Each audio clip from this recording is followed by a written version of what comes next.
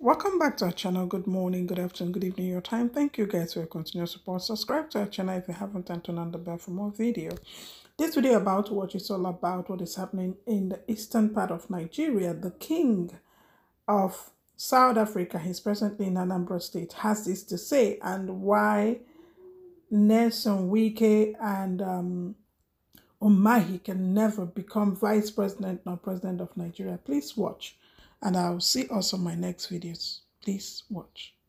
Eze ndị Igbo, South Africa. His Royal Majesty Eze ndị Igbo, South Africa. Aka ji ọfọ ndị Igbo niile na South Africa. Obi of obi ndị eze, eze ndị eze, obi gidigba ma anụ eyi agụ. Arụsị bụ ọtọ eje ụka. Arụsị na-ekuru agụ nwa. Arụsị ndị Igbo na South Africa. Oke mmụọ a na-achụrụ aja. Oke mmụọ na-achụ aja. Oke mmụọ chụọ aja. Ndị mmụọ ọ nara aja. Chukwu bi n'igwe, Chukwu abịa ma ọ nara aja. Onye si na nkwu eziokwu ogbuo m, ọ ga-egbu onwe. Maka na mụ onwe m abụghị eze ndị certificate na ani Igbo na Eastern Region. Ndị a enyere certificate governors ọ na-akparị ha ka ahịa because ha ekwu eziokwu, anara ha certificate ha, a na-emezi ha ihe sọrọ ha nụ, ha enweghị ike ikwu eziokwu. Nkwuzi eziokwu bịa chere m. Nkwuzi eziokwu bịa gbuo m. Ebi na South Africa. Mana anọkwa m na Anambra steeti ugbu a. Na Anambra steeti ka m nọ, be nna m, ewetara unu okwu a.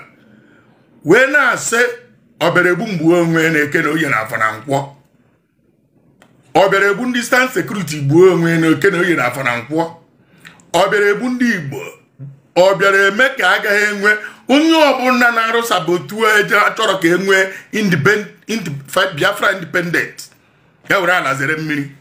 Ọnwụ ike gbuo ya. Ya na ezinụlọ ekpochapụkwa. Ha ma dị ndụ ka nka. Kedu ihe anyị mere? Unu binie unu mana a na-echi iti ndị Igbo. Enweghị ihe a na-emefọ ndị Igbo. Ka a ga-esi nwee otu haba. Wọf ka na-ekwu haba wọf n'oli Lagos.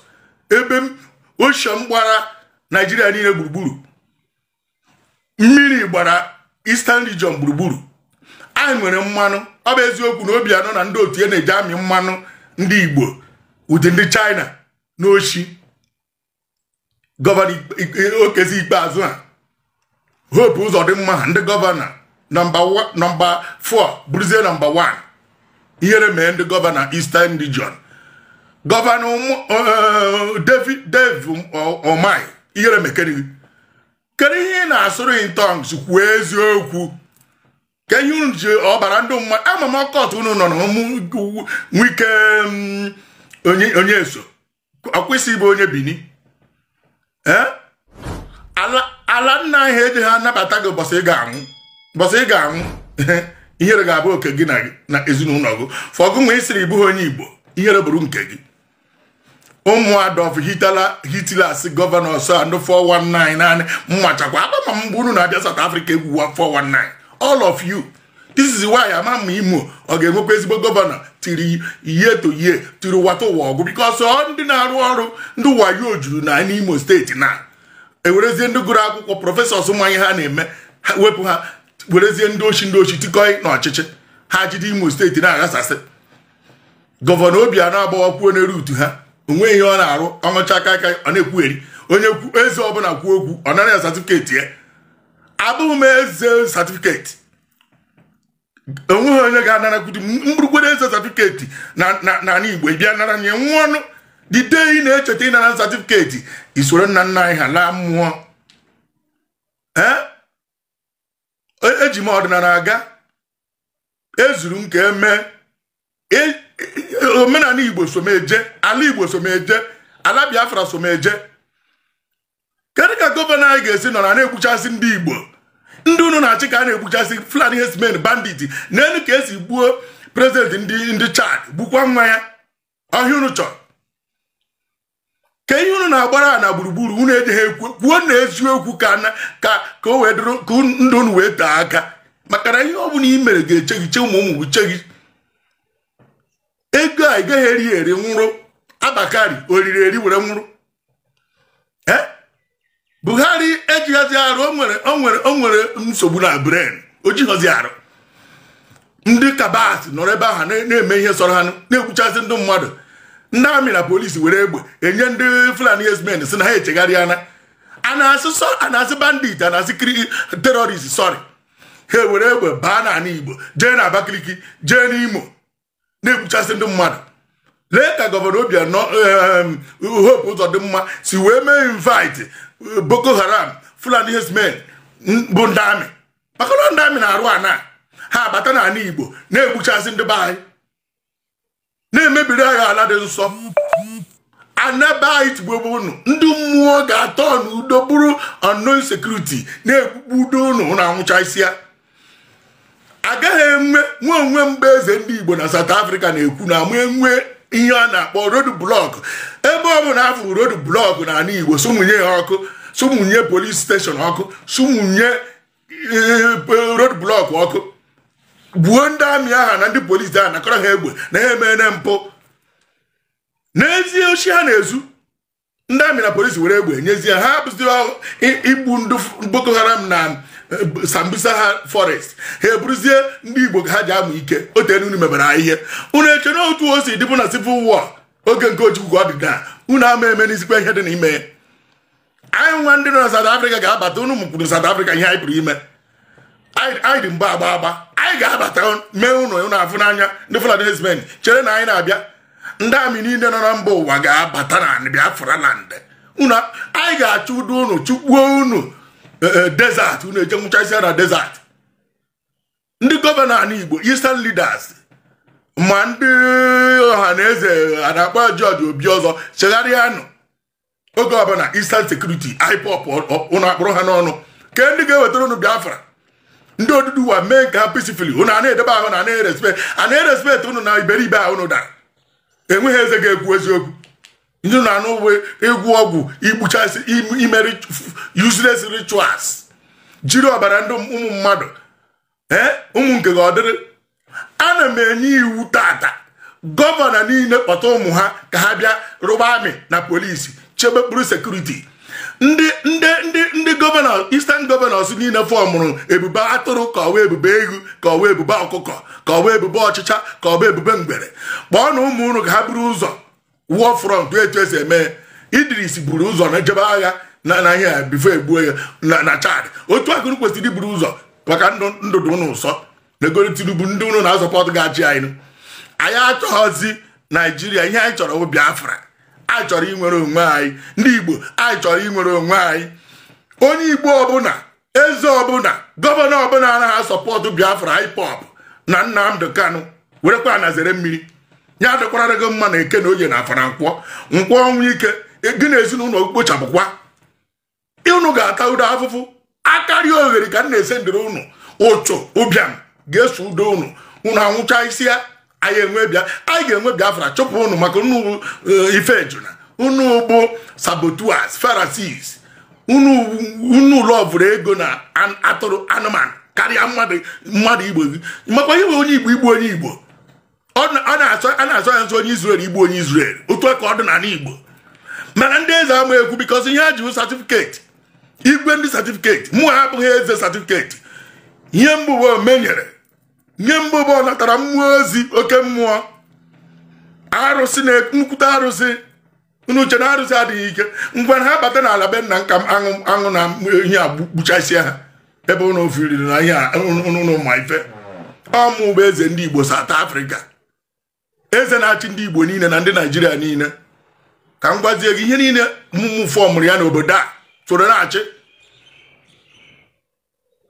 unu chọọ udo enwe udo unu achọghị udo ma akwụkwọ maka unu bịa na-egbuso ndị Igbo si na Buhari na-achị ọchịchị ghara ikwe isi unu ụmụ unu tikwa isi ha na ya chegharịanụ ka ọ dụrụ unu David Umahi chegharịa egbuchazile ndị Abakaliki ikwu na abụghị ndị Fulani herdsmen na-egbu ha why iji achụ ha ka i wee wee president ịma awụ president I curse you today. You can never be president. You can never be deputy president.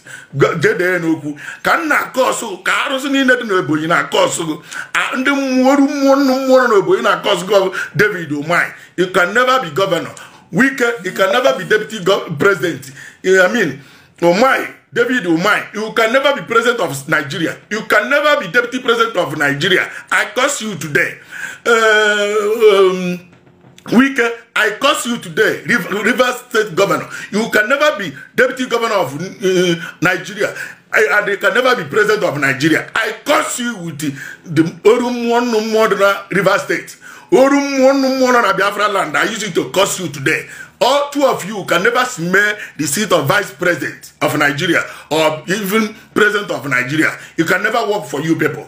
This is your end. After your governorship, go home and face farm and Fulani has men. Or Barandu Nubure Kuchi Pakunu Gebuchas in Nigeria. Abona mono, I cost one moon. Adama Bruno on Neke, na Bruno on Noye, na Bruno on Nafo, na Bruno on Namqua. You Baga Habanata. Deputy President of Nigeria, President of Nigeria, theory, generation to generation, come. Eh? I'm going to my Fagabo or God Church job on no one. Unaga Anibo request you Deputy President and President of Nigeria. Eh? There's a Nibo Chagarian. Makana Anga Ege double zone on one by one. Makana President certificate and a certificate. Yenji war for no Yenji war for Ina Maniga for Aros Kagina and Pugu. Aros in Kamabo here. Eh? Pandum walk again. I can say Alandum more webata. When I Eh? Eh? Can't Kevin, I know more. I know Madam Mariana is more. Who they just mother. Why toy not demon 9 months? Moya unebue unebe mmadụ meta mmadụ nwe ya na-eme na Igbo because of unu were mineral resources I bring the Fulani herdsmen ndị Hausa abụkọrọ Fulani ya unu ha join na kpọrọ ndị China na-ebukọ mmadụ na Igbo na agbaru na-ereribe n'ebe dị iche iche unu bụ ndị ochi all of you are criminals Fulaniism or hooliganism idiotism Iberiberism. All of you are Iberiberism, idiotism, ifnationalism, anoherism, cultism. All of you, cultism, are ruling all of you. Monsters. Supremacy will never save you. Amok, Oboni will never save all of you. You shall die. Anama say, otu ọrụ se ekwuchasị ndị Igbo kunu ga-esi wee generation unu ga-esi wee wipe na anyị Igbo. Ọ ga-adị otu ahụ ise